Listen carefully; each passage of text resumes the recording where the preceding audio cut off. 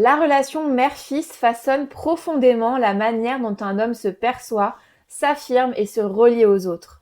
Alors lorsqu'elle est saine, elle sert de socle intérieur qui est solide, c'est un repère de sécurité, de valorisation.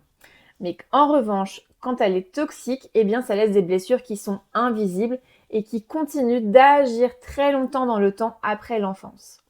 Alors, des relations mère-fils peuvent être empreintes de manipulation, de contrôle émotionnel, de culpabilité latente.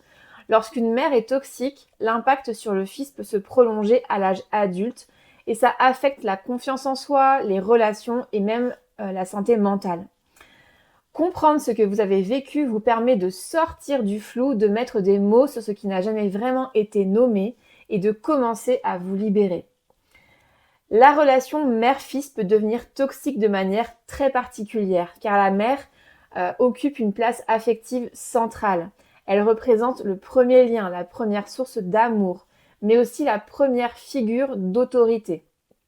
Quand ce lien il est déséquilibré, le fils se retrouve pris entre deux forces contradictoires, le besoin d'être aimé et la peur de décevoir. Et c'est cette double loyauté qui rend la relation mère-fils très difficile à reconnaître comme toxique, car vous apprenez très tôt à confondre affection, obligation, sacrifice.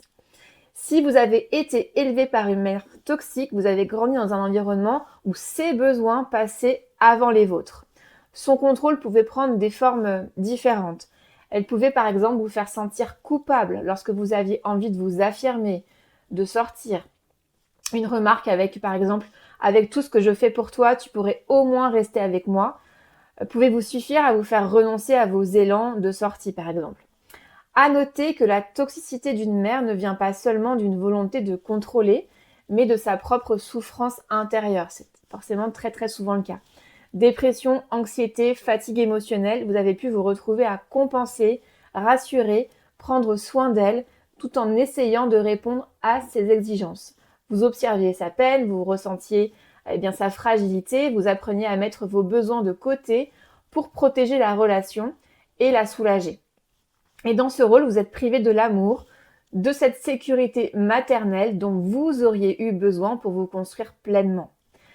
Alors, cette souffrance maternelle, elle se construit par des remarques blessantes, des critiques, souvent déguisées par de la protection.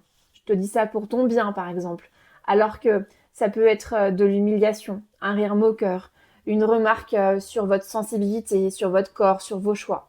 Vous apprenez alors à cacher vos émotions pour ne pas la blesser ni être jugé et vous intériorisez cette tension entre ce que vous ressentez et ce que vous pensez devoir montrer.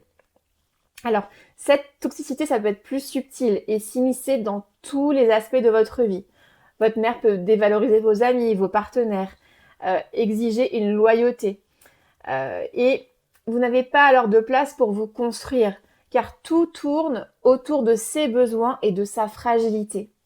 Vous souffrez doublement de ses exigences et de voir qu'elle souffre elle-même, tout en sentant que c'est à vous de réparer ou de protéger ce lien.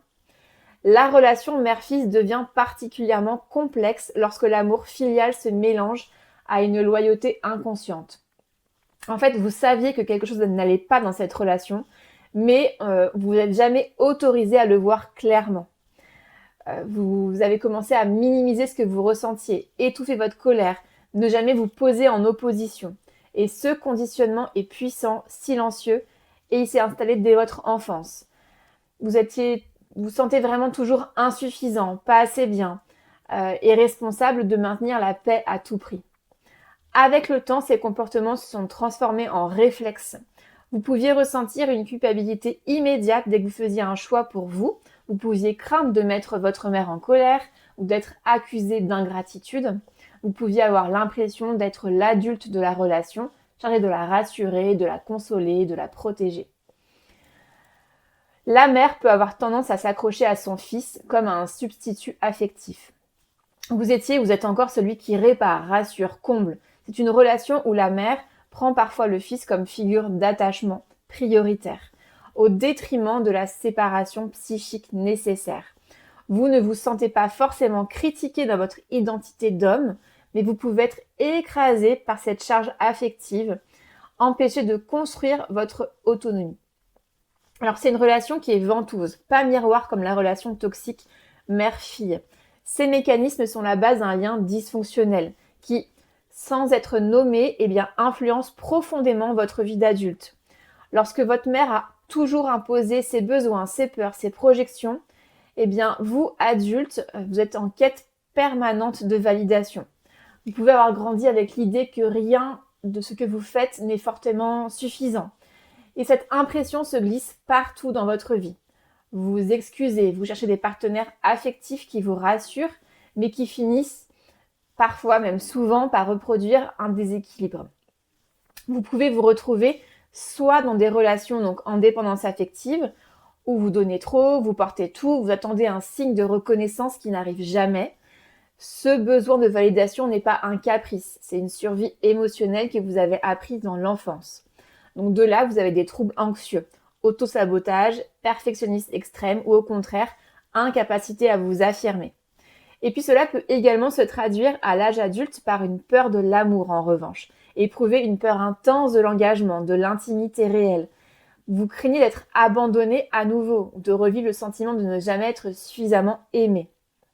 Ces mécanismes, ils limitent votre capacité à établir des relations épanouissantes, équilibrées, et ils renforcent l'impression que l'amour est toujours conditionné. Ces schémas ne sont pas seulement individuels, ils s'inscrivent dans une répétition transgénérationnelle. Vous rejouez ce que vous avez appris, parce que c'est ce que vous connaissez. Tant que personne ne vous a aidé à voir ce mécanisme, il se répète automatiquement comme une vieille mémoire affective qui refuse de s'effacer. Même lorsque vous avez pris vos distances physiquement, le lien émotionnel, il reste vraiment très actif. Vous pouvez ne plus voir votre mère souvent, mais continuer à penser à ce qu'elle dirait avant de prendre une décision. Vous pouvez la craindre encore intérieurement sans raison apparente. Vous pouvez sentir qu'une partie de vous reste enfermée dans une loyauté invisible, celle qui vous empêche de vous affirmer pleinement, de vous sentir légitime. Cet héritage émotionnel, il influence votre façon d'aimer, de travailler, de poser vos limites, de vous respecter. Ce que vous vivez aujourd'hui n'est pas un hasard, c'est le prolongement d'un passé qui n'a jamais été apaisé. Tant que ce lien reste non résolu, il continue d'agir dans l'ombre. Votre guérison commence par la lucidité. Il faut que vous osiez reconnaître ce que vous avez vécu n'était pas normal.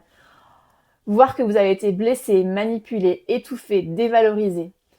Ça sert à vous libérer, pas à accuser, mais à vous libérer. Voir que vous avez souffert et que vous n'êtes pas responsable des comportements de votre mère. Poser des limites devient indispensable. Ça peut être une distance émotionnelle, une manière différente de lui répondre, ou simplement la décision de ne plus tolérer ce qui vous fait mal. Ces limites ne contreviennent pas à l'amour. Elles protègent votre équilibre intérieur. Elles marquent le début d'une réappropriation. Vous redevenez le centre de votre propre vie. Alors, sortir de ces schémas demande souvent un accompagnement, car les blessures anciennes sont profondes et souvent inconscientes. L'hypnothérapie, elle est particulièrement adaptée pour libérer les mémoires émotionnelles accumulées, pour apaiser la culpabilité, pour réduire l'hypervigilance et reconstruire une image de soi stable et authentique. Ce travail permet de rompre la répétition des schémas affectifs, de retrouver confiance et de vous sentir enfin capable de vivre selon vos propres choix à vous. L'accompagnement vous aide à revisiter votre histoire sans être écrasé par elle, à faire la paix avec votre passé et à laisser tout cet espace pour exister.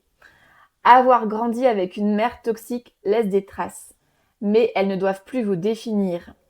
Il faut comprendre ces dynamiques, poser des limites, qui sont des actes de courage qui sont vraiment profonds. Chaque pas vers vous-même est une victoire intime. Votre liberté émotionnelle est à portée de main. Vous pouvez le faire et je vous encourage à le faire. Je vous embrasse et je vous dis à très vite.